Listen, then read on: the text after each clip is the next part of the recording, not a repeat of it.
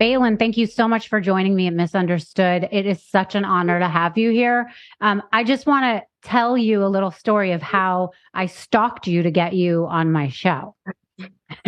So, so basically, my daughter would walk around the house and sort of yell things like, you're done to Yeah. me, and wind it up and like say all these things to me. And I What would up? say, exactly. Wind it up. And I would say, Wyatt, what are you talking about? And she's like, oh, that's my friend from Instagram, Baylen. And so finally I looked you up and I thought your story was so inspirational. Some of your posts have brought me to tears because I think you're just such like the cutest. So I DM'd you and you never got back to me, which is fine because I'm sure you get a lot of DMs. We'll talk about that later of how many you do get. But Yeah. so the way I figured out how to get you is that my daughter was in an accident and I decided to look you up on Cameo and I found you on Cameo and I requested that you send something to my daughter, like a get well card. And you did. And I also said at the very end, listen, I'm not trying to be a stalker, but I would love you on my show. Here's my cell phone. And it worked out. You sent my daughter the most wonderful cameo. She just like burst into tears. She sent it to everyone. First of all, she laughed because you're so funny and you're so great about your life and about the syndrome that you have, Tourette syndrome. And also, I think it's so wonderful that you bring such awareness to something that kids might not know what it is. And even a lot of adults, there's so much What up? stigmas that goes with Tourette syndrome, and you just bring so much knowledge to it. So, anyways, that is what I wanted to say to you. And I'm so thankful that you're here and you made the time. Oh, I'm so thankful you're able to have me. It's so nice to meet you, Rachel. I appreciate you having me. And I'm so grateful that I was able to say hi to Wyatt and her little pink cat. She looks so cute. Yes. Yes. Thank God she has that off now. So, all right. So let's like get right into this. You were diagnosed with Tourette's syndrome when you were around 17, right? Yes. So what was life like before you were given that label and you finally figured out what you had? What were your symptoms growing up? So when I was about 7, I had a lot of neck movements. However, they only came out in like very anxious situations. So it would only be at like school. And I thought it was normal. I thought that it was like something that like everyone did. Like I didn't think anything of it. Kindergarten, like elementary school was probably the worst school years of my life. I like begged my mom to homeschool me. It was just terrible. I had a lot of anxiety that stemmed from like when I was a child. Fuck. So those were kind of the first things I saw. And then we moved. I lived in upstate New York when I was younger, and that's when I first started seeing like symptoms when I was like 7. And then I moved to Georgia when I was about 12, 13. And then I moved to West Virginia when I was 15, 16 years old. And that's when they became a little bit more noticeable again. They completely went away and they became more noticeable and very livable, if that makes sense. Mm-hmm.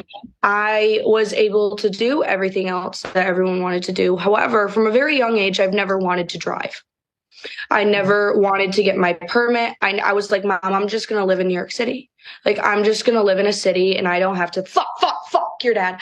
I don't have to worry about driving or any inconvenience that way. And she was like, okay, Baylen. And then it got to where I am now, where I'm like striving to drive, like where I want to learn how to drive. But when I was in high school, my symptoms were very, very mild. And it was almost like living like a normal life. It didn't impact anything that I did.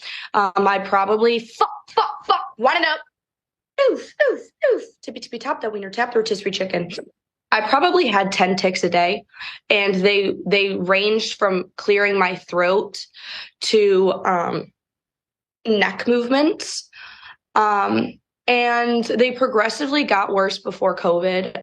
My friend group at the time started like pointing them out and like being like, what are you doing? Why are you doing that? Like, we'll be in a silent TED talk and I like can't stop clearing my throat.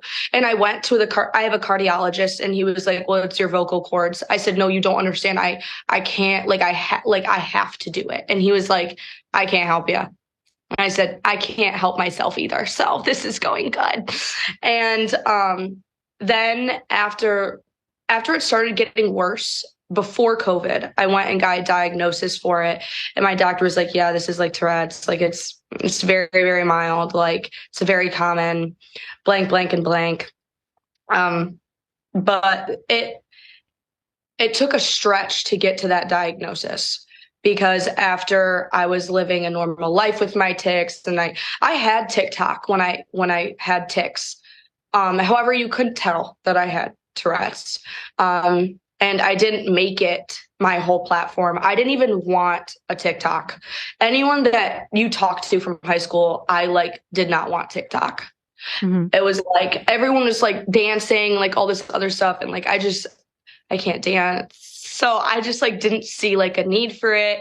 And then I was like, okay, I'll make like funny videos or something. And it just came into like a little like a laughing thing. And then people started saying stuff about my tics in public and videoing me in public when these were kids I went to high school with. A girl specifically that was in my math class that asked me for math answers on every single exam.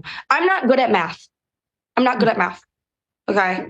I'm not good. So the fact that she was asking me, she got really mad and she like videoed me in a Marshalls and like sent it around, like bullied me. Oh, so that's terrible.